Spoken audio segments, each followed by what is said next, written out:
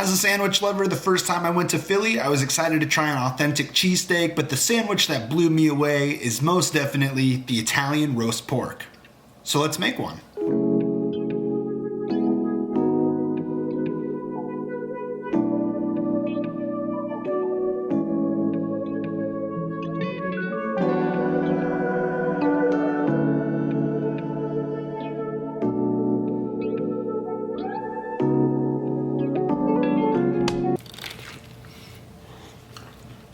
This is really a simple sandwich. It's just pork, broccoli rabe, garlic, and provolone, and it comes together to just be this most delicious bite of a sandwich. I first went to Philly like a year ago, and all of my friends who have been there or who live there were just like, you gotta try this Italian pork sandwich, and it blew me away.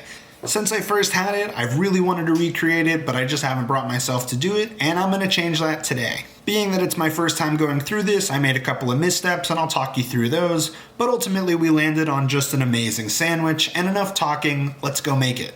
The first step in achieving roast pork perfection is going to be making a really nice rub for it. It seemed like rosemary was the way to go, so I'm just going to start picking off the rosemary, knock over the jar, spill water all over my counter, clean that up a little bit, and get back to picking the rosemary. So honestly, I didn't actually measure any of this stuff, but everything that went in here was rosemary, thyme, oregano, garlic powder, started to blend that up, and I would have added a bunch of salt anyway, but I decided to go ahead and add it now because I thought that that would help break down all of the rosemary better. But it turned out this cute little KitchenAid wasn't going to do the job, so I transferred everything to my high-powered blender and just blended the out of this until it turned into an absolute powder. And there's just something so satisfying about watching this turn into a little powder. Right? Isn't that so cool?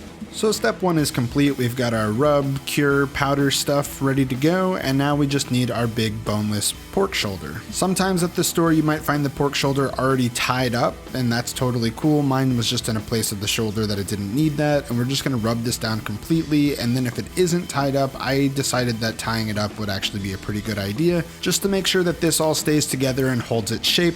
I won't say it's 100% necessary, but if you got the twine, may as well. Show your meat you love it with a couple love taps, and then we're gonna put this in the fridge for at least a couple hours and up to overnight. Once it's been in the fridge for a little bit, I'm just gonna prep my baking vessel by cutting up a whole onion and putting it into the bottom of the baking vessel. For this, I'm gonna be using a Dutch oven. And then joining the onions in the pan party is gonna be some garlic, so I'm just gonna put a handful of garlic cloves in there and then plop on my pork shoulder, and I wanna try to keep that fat cap on top. And then this party is going into the oven for 1 hour. Uncovered like this first, just to give the pork some color, and then we're gonna add some white wine and some beef stock. If you have some pork stock or you wanna make some, you can use that too, but I figured beef stock's more available. And we're just building out this sauce at the bottom. It's gonna be really important at the end, and right now we're just giving that pork a really nice color. And now we're going back into the oven, still 350, still another hour, and it'll come out just looking gorgeous. Maybe a little mood music for this beautiful food porn.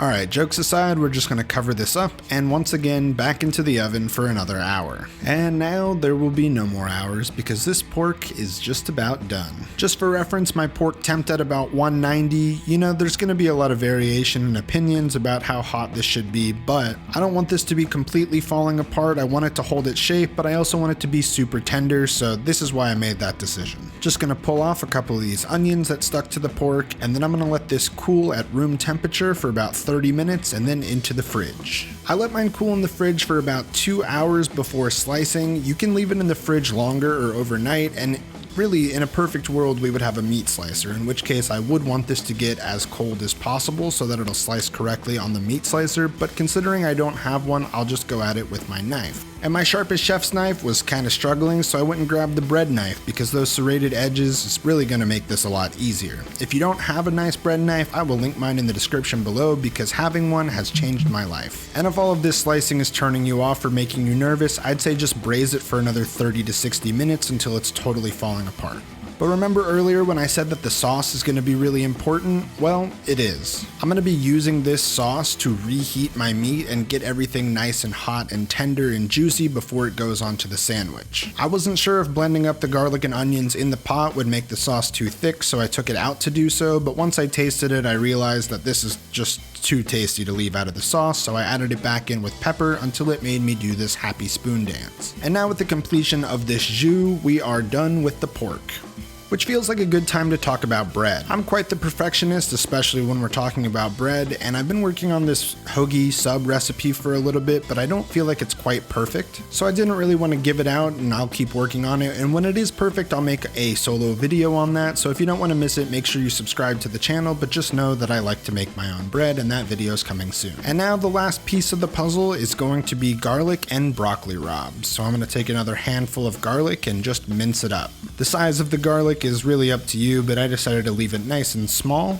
And then I'm just going to scoop that up and set that to the side for a little bit later, because right now I need to blanch my broccoli rabe. So I'm just going to bring a pot of water up to a boil, add some salt, and drop in my broccoli rabe, and we're just going to let that sit for 3 to 4 minutes until it's nice, vibrant green and tender. But we do still want a little bit of texture, so when it's nice and vibrant and perfectly cooked, we're going to pull it out of the water and drop it into an ice bath and cool that all the way down to stop it from cooking any longer. This broccoli rabe is quite a bit leafier than I'm used to, so if you saw that and it confused you, just know that it's okay. Sometimes it's leafy and sometimes it's not. But the only way that broccoli rabe makes sense to me in a sandwich is chopped up nice and small, so I'm going to squeeze out some of that extra water and chop it up and set it aside for when I'm ready to cook it. Now this part could have been done a day ahead, but when it's time to cook, we're going to put some olive oil and garlic in the pan with some salt. They usually also add some red chili flakes to this mixture, but my girlfriend doesn't like spicy food, and then we're going to add our broccoli rabe with some pepper and cook it for just a couple of minutes until it gets a little color.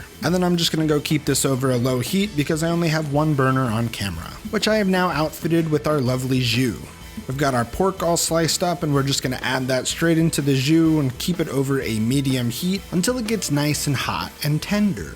And while the pork's doing its thing in the jus, we're going to grab our sub rolls and throw them into an oven and toast them up for just a few minutes. Once those are nice and toasty, we are going to cut them open halfway, but not all the way through, so that there's still a seam at the back. And then we're going to line this up with some provolone cheese. 2 slices ought to do it. At this point, our pork should be nice and tender, juicy, succulent, beautiful pork. So it's time to throw that on top of the cheese and into the sandwich. I made another one of these the next day, and I sliced the bread open and melted the cheese in the bread while I toasted it, and I think I like that order of operations better, but either way, we're going to put our broccoli rabe on top.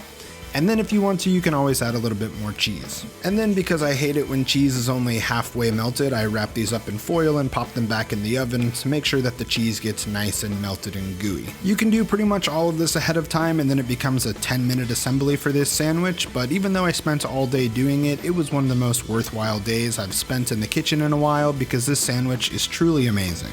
But let's go check out my reaction. I've been waiting all day to eat this sandwich. Bon appetit.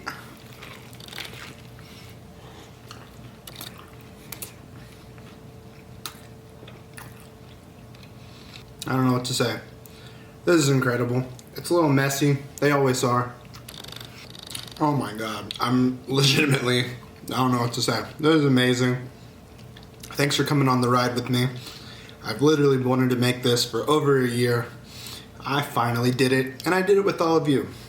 I'm gonna cut this part short because I just don't really know what to say. I don't really want to think about an outro. I just want to go eat this sandwich. Subscribe to the channel and come back soon. Bye.